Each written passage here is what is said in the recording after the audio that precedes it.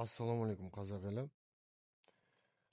Біз қазіргі заманда, қазіргі таңда көп адамдар біреуге жалынып, біреудің сөзін тыңдап, біреудің әңгімесін тыңдап, біреудің айтқанын істеп, біреудің правиласы, біреудің инструкциясы, бәрі біреудің аузынан келіп жатқан дүниені істейді.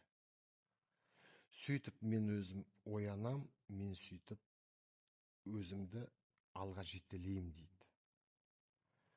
Ол қазіргі заманда, қазіргі таңда кері әсерін беріп жатыр адамдарға. Көп оқып, көп алып жатқан адамдар көп құлдырап жатыр. Қазір білім көмектеспейді. Біреудің тәжірибесі көмектеспейді сізге.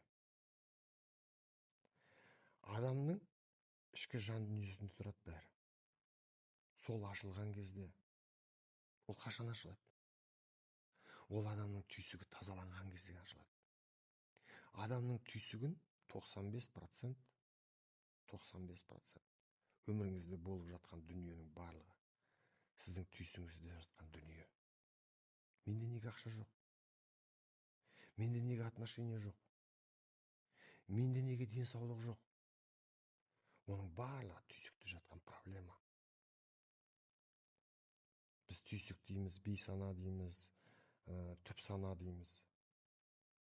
Ол ішіңізде жатқан дүние. Соны Алла тағала сізге берген. Сонымен жұмыс істеуге. Мен адамның ішкі жан дүниесімен ғана, түйсігімен сол кеңістікте ғана жұмыс істеймін. Келіңіздер, жазылыңыздар.